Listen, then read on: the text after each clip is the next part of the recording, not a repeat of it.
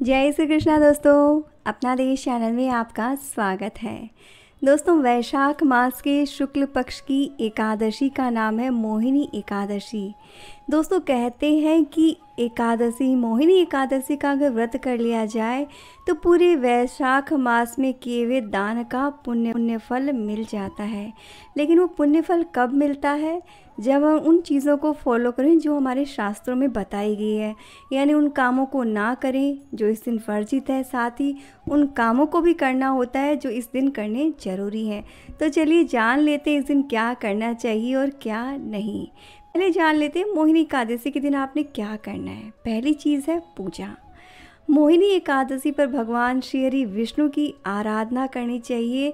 उनकी पूजा करने से घर में सुख और समृद्धि बढ़ती है, वहीं शाश्वत शांति की भी प्राप्ति होती है। खासकर उनके मोहिनी रूप की पूजा दोस्तों जरूर से करनी चाहिए।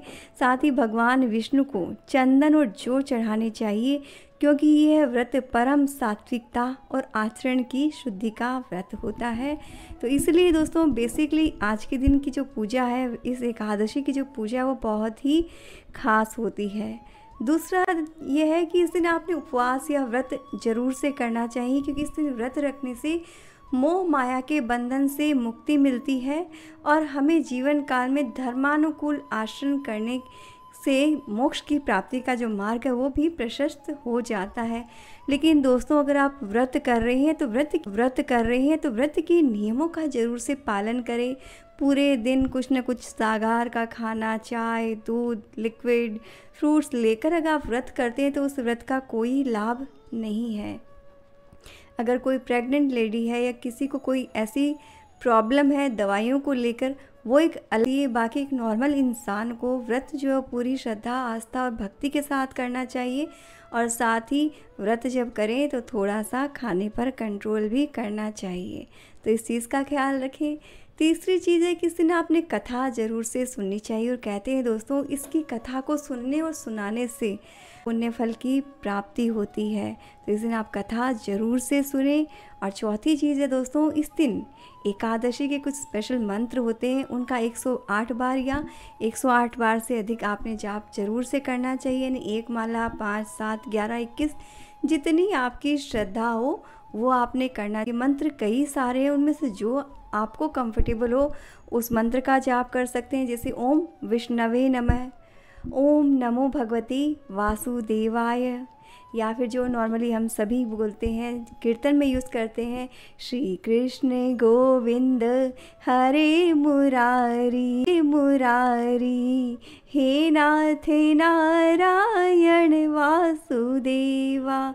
तो इस मंत्र के साथ आप कीर्तन भी कर सकते हैं। या विष्णु भगवान के विष्णु गायत्री मंत्र जो है, ओम नारायण विद्महे वासुदेवाय धीमहि तन्नो विष्णु प्रचोदयात्, इस भी आप जाप कर सकते हैं।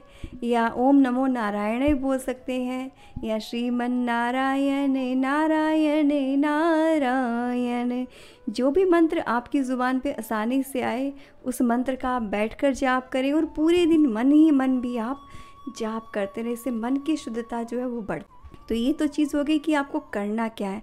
और सबसे ज़रूरी चीज़ दोस्तों, कभी भी व्रत करें दान करना ना भूलें। बिना दान के व्रत का कोई भी फल कभी भी नहीं मिलता है। आपने व्रत करके तो ज़रूर से दान करना चाहिए, दान वैसे भी करना चाहिए, और व्रत किया है तो ज़रूर से दान करें। अब ये तो हो गया कि क्या करना है, अब क्या नहीं करना है। तो सबसे पहले सात्विकता की बात आती है, खाने पीने की बात आती है।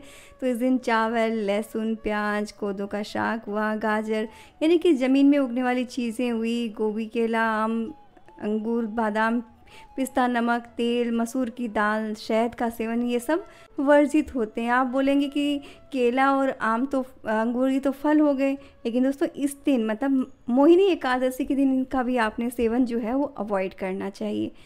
आपने तुलसी में जल भी एकादशी के दिन बिल्कुल नहीं डालना चाहिए। और किसी तरह की नशे की आदत है तो उसको बिल्कुल से अवॉइड करना है।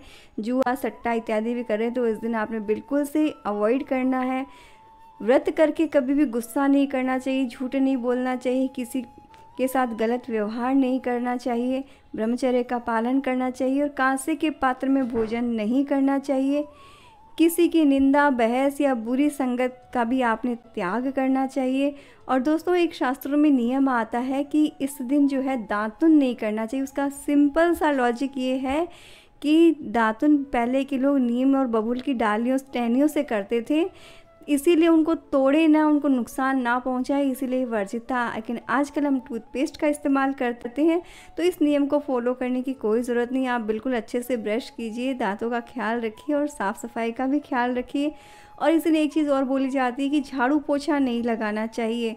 इसका मतलब ये नहीं कि साफ़ सफाई करने के पीछे धर्म जो है वो अगेंस्ट है। इसके पीछे रीज़न सिर्फ इतना ही है कि जब झाड़ू या पोछा करते हैं तो जो सूक्ष्म जीव हवा में और फर्श पर सब जगह होते हैं, उन जीवों का नाश होता है। वो नाश ना हो, इसीलिए इस दिन साफ़ सफाई या झाड़ू पोछा के लिए मना किया जाता है। तो बहुत सिंपल सी चीज़ें हैं दोस्तों, ये पुराने ज़माने के नियम है। दोस्तों आज के अगर परिप्रेक्ष्य में इसको समझा जाए तो एक नियम आपने और भी ऐड कर लेना है, वो है व्हाट्सएप और सोशल मीडिया का। दोस्तों इस दिन अपने आप को सोशल मीडिया से दूर रखें। वहाँ पे किसी तरह की पोस्ट को शेयर करना, किसी को डायरेक्ट इनडायरेक्ट ताने मारना, ये सब भी करना चुगली करने और किसी को तकलीफ बरी है। इसीलिए आप एकदम से इस दिन फ़ोन को अवॉइड करें, भगवान के लिए टाइम निकालें, कुछ अच्छे काम के लिए टाइम निकालें, तभी आपको इस व्रत का जो है पूरा फल मिलेगा। और दोस्तों अगर आप भी मेरी बातों से सहमत हैं तो इस वीडियो को अधिक से अधिक शेयर कीजिएगा, ताकि लोग जो गलत तरीके से व्रत करते हैं, व्रत का मतलब सिर्फ ये नहीं होता कि आपने अन्न त्याग कर दिया व्रत हो गया। अन्न त्याग करने से व्रत नहीं होता है। व्रत करने के लिए मन की और शरीर की दोनों की सात्विकता बहुत ज़्यादा ज़रूरी है। आप खाने पे भी कंट्रोल करें और अपनी ज़ुबान पर भी कंट्रोल करें। घर का वातावरण सात्विक होगा, तभी ईश्वर की कृपा बरसेगी और तभी आपको अपने व्रत का फल मिलेगा। तो इसे अधिक से अधिक शेयर कीजिएगा। इन्फॉर्मेशन अच्छी लगी हो दोस्तों, उस मंत्र को ज़रूर से लिखिएगा जो आप एकादशी के दिन जाप करते हैं। जय श्री कृष्णा।